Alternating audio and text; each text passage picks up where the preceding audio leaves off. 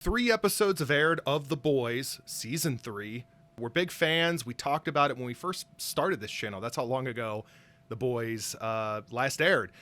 We want to talk about how we feel about this intro to the season. And Adam, I want to kick off by simply saying, what did you think was the most shocking moment of these first 3 episodes, and why was it the genitals exploding from an Ant-Man-like moment? It was definitely that. I was not prepared for that. I was totally like doing the coke. I almost expected him to do the coke while in Ant-Man form. Like instead of just hopping over it, I almost expected him to do like a little bit. And then when he says, "I want you inside me," and he got small, I thought his anus. Yep. And I was totally not prepared for that. And then obviously when he sneezed and ripped the guy in half,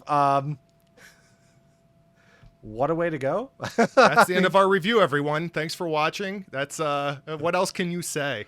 Yeah, they foreshadowed a bit with the sneeze, and I did not make the connection at first. I just knew that in this show, somebody going through anybody's orifice is just going to make me uncomfortable because who knows what's going to happen.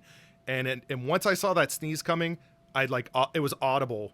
I was just like, oh my God, this is happening. Boom. Actually, even before then, I really appreciated the fact when they were showing the Vought movie, Dawn of the Seven, Charlize Theron was playing Homefront. Surprising cameo for sure.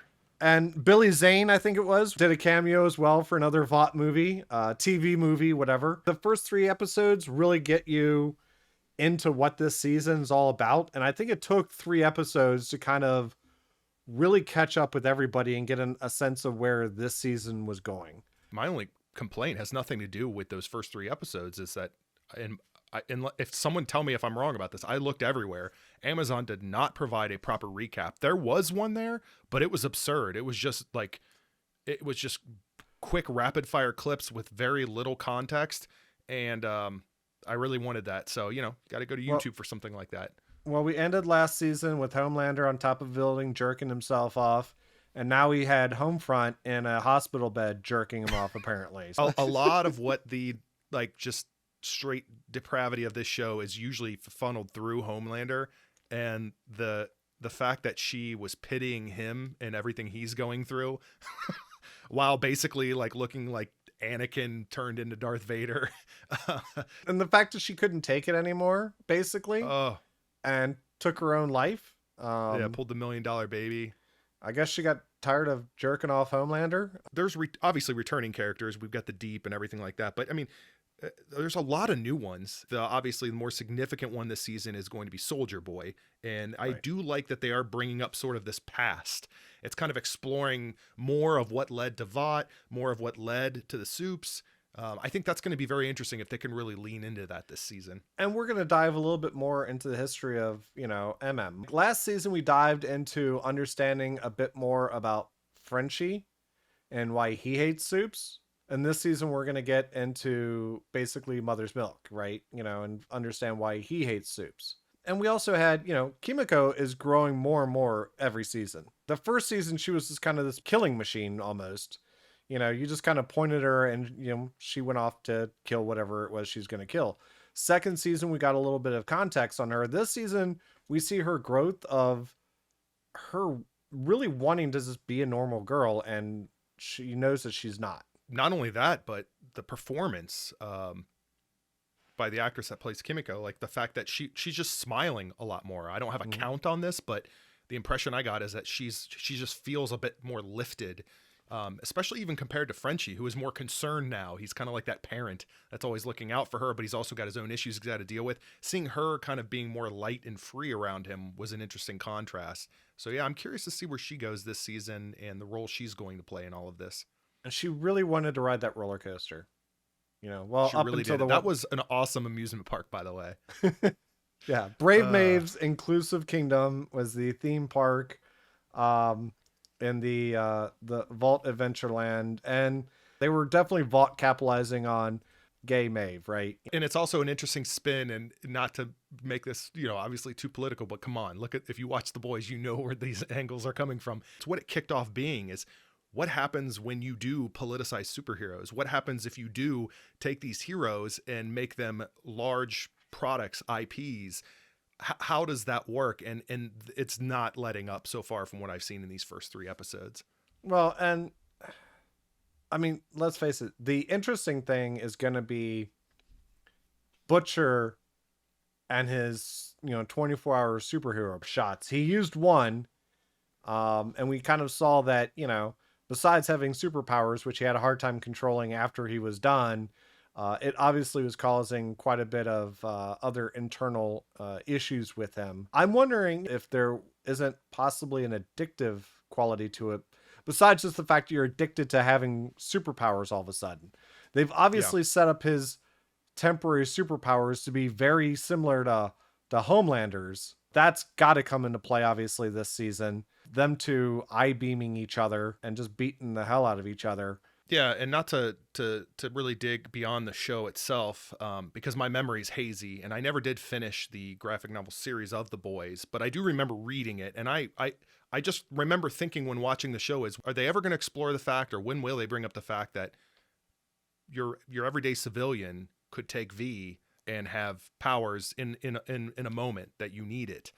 I feel like they might introduce it a bit this season, but they could really dig into it beyond this season. Maybe I'm wrong. Maybe they really will dig into it this season. We'll see. Beyond just Butcher. Well, and now we've got, Homelander, who was being blackmailed, and now it's just like, do it. I'll take the gloves off. I don't care. So we're going to see the lunacy that is Homelander is going to get worse. Because now he's decided, since his numbers went up when he just said, screw it, I'm just going to say what I think, and everyone liked the fact that he just put it all out there, he's going to do more of that. And he's already shown Starlight, you can put the video out there. I just won't care anymore. I'll burn it all down. And, leaving off at the end with him just all, off the cuff deciding, oh, me and Starlight are a couple now. We already had a little bit of jealousy going on because the guy she lost her virginity to is joining the Seven. And now Homelander's claiming he's now Starlight's boyfriend. That's going to cause some drama on the home front for Starlight. There was definitely some interesting character moments, We all knew that Hughie's boss was a soup. We're just learning more of her backstory in this one, and Hughie's finding out now. He found out for sure, yeah. Yeah. Side note, I just want to also say how much I laughed at Simon Pegg playing his dad for the moment where he kept leaning in on the camera on his phone. Oh, yeah. Doing the dad on a video call. I don't know what I'm doing, so I'm going to get really close to the camera.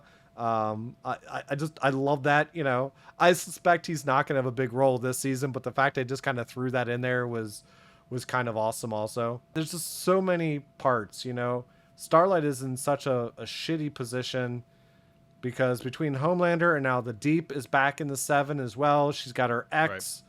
So unless Maeve steps up to kind of give her some support, she is on her own. Yeah, I think she's going to be a very, this might, when we look back at this show down the road, season 3 may kind of be the true test for Starlight season. I mean, this is probably the most pressure she's ever had on her in terms of she's kind of in a position of, which literally is in a position of power, but alongside Homelander, you could say she's gotten kind of about as high as you can get, but there are so many moving parts around here and everyone needs something from her. To a certain degree, she's up against a lot, and there's so many directions they could take it. I mean, there are obviously other aspects of this series we didn't cover. I mean, there's obviously Maeve being a snitch for Butcher. There's A-Train, who's having an identity crisis. There are lots of other things that we haven't even begun to dive into. Because there's 3 episodes all at once. So I think we'll get a chance as the rest of the season goes on to kind of dive into what's going on a little bit more detail. Some of these other characters. We're back. It's great. Yeah, I'm happy. I enjoyed sitting there and just watching those first 3 episodes and having those what the fuck did a guy just go in another guy's dick type of moments. You know, because that defines The Boys. I'm so glad that it's back, and I can't wait until this next episode. That's for sure. And if you love Antony Starr's performance as Homelander, go check out the show Banshee. It's already run its course, but you can watch it on HBO Max. We've got a handful of videos out there just covering some of that series too. So, but with that, we'd love to hear your comments. Leave them down below. What are your thoughts? Are you enjoying the season? Are you in just as much of a what the fuck moment as we were? Let us know down in the comments. And of course, like, share, subscribe, all that stuff, And until next time, this is Adam and Andrew with It Takes Two Takes.